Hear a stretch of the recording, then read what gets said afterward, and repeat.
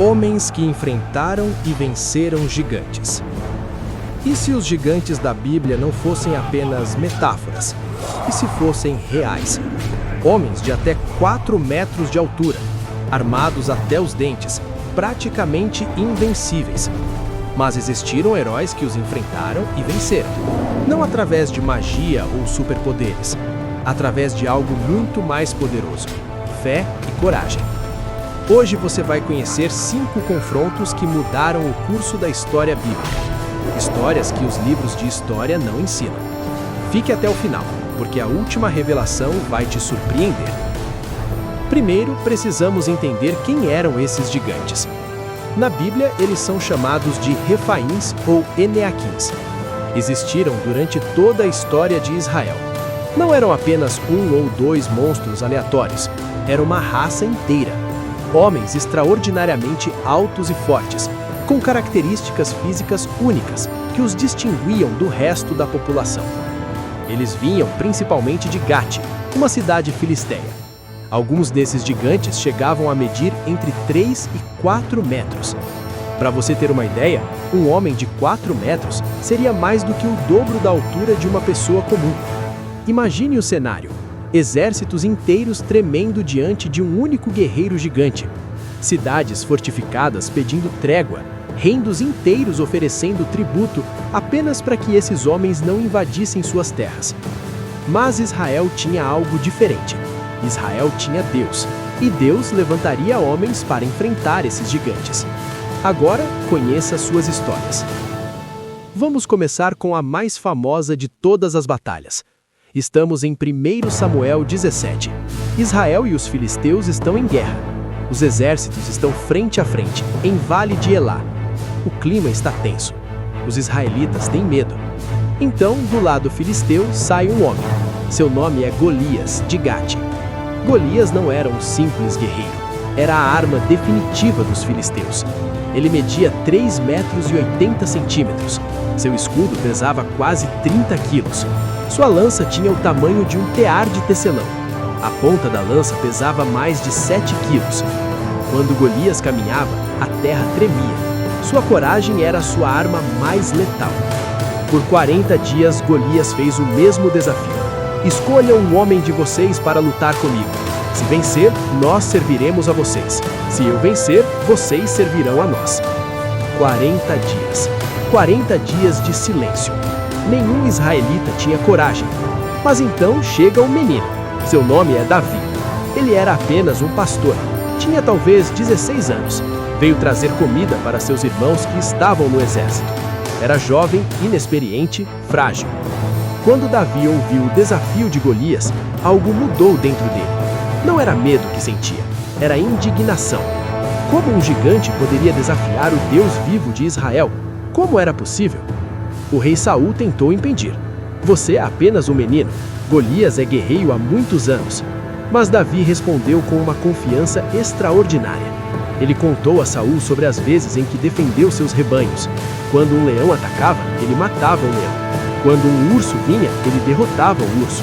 E então Davi disse algo que ecoa pela história: o Senhor que me livrou das garras do leão e do urso, ele me livrará das mãos deste filisteu. Saul nem acreditava. Vestiu Davi com sua própria armadura, seu capacete, sua couraça, mas Davi não conseguia se mover. A armadura não era para ele. Então ele atirou. Pegou seu cajado, sua bolsa de pastor e escolheu 5 pedras do rio. 5 pedras? Por que 5? Porque Golias tinha 4 irmãos também gigantes. Davi estava pronto para qualquer coisa. Davi caminha em direção a Golias. A cena é surreal. De um lado, um menino com um estilingue. Do outro, um gigante blindado de ferro.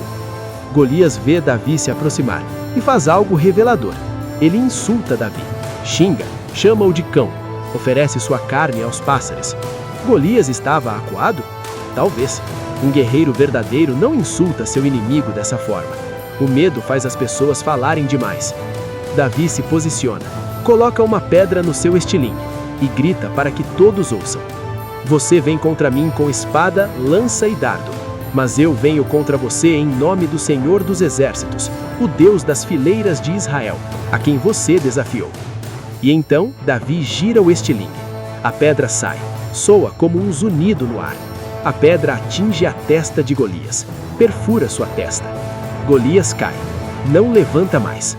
A maior ameaça que Israel conhecia, derrubada por uma única pedra. Os filisteus fugiram.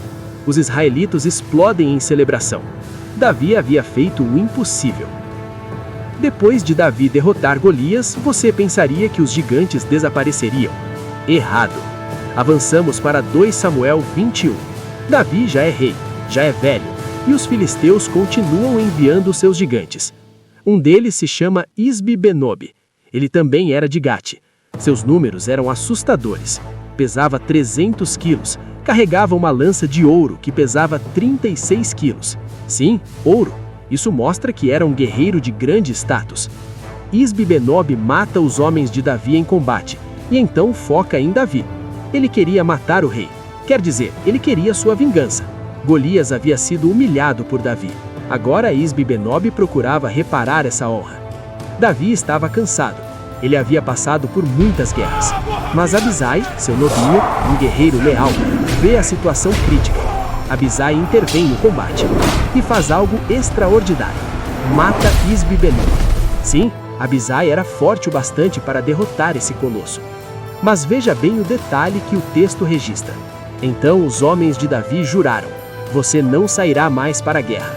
Não vamos deixar apagar a lâmpada de Israel. Eles reconheceram que Davi era essencial. Não era sobre Davi ser o mais forte, era sobre sua importância estratégica.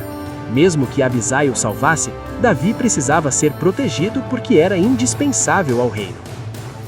Continuamos em 2 Samuel 21. Mas agora conhecemos talvez o gigante mais aterrorizante de todos. Ele não tinha nome registrado.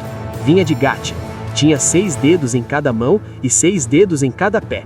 24 dedos no total, uma anomalia genética que o tornava ainda mais perturbador.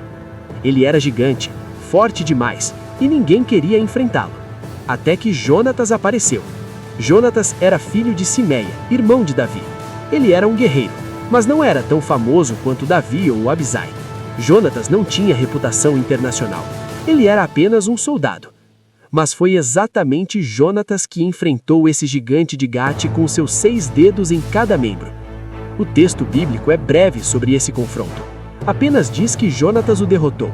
Mas o fato de o escritor ter destacado os 6 dedos em cada mão e pé indica algo. Esse era um adversário memorável, tão distintivo que seria impossível esquecê-lo. Jonatas matou esse gigante sem muita fanfarra, sem discursos, sem público reunido. Apenas um confronto entre guerreiros e vitória. Essa é a natureza da verdadeira coragem. Nem sempre é anunciada, nem sempre é celebrada, mas acontece. Agora chegamos a um dos confrontos mais selvagens de todos. O homem se chamava Benaia. Ele era um dos 30 valerosos de Davi, oficiais da elite do exército. Em 1 Crônicas 11, o texto registra algo único sobre Benaia.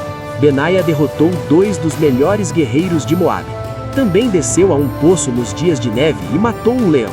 E derrotou um gigante egípcio, que era um homem de estatura extraordinária. Vamos focar nesse gigante egípcio.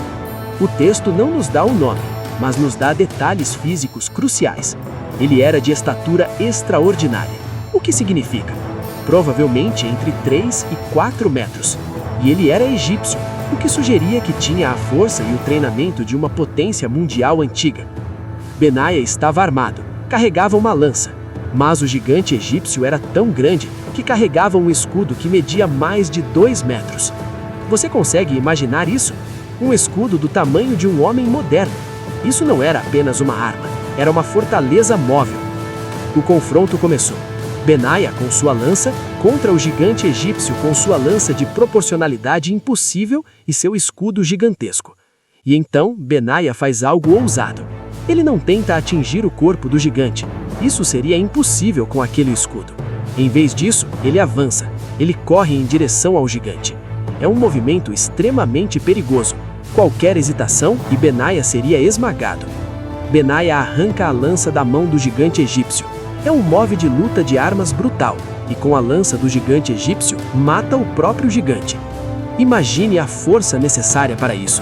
Imagine a coragem, imagine a destreza. Benaia não era o mais forte, mas era o mais rápido, o mais inteligente, o mais corajoso.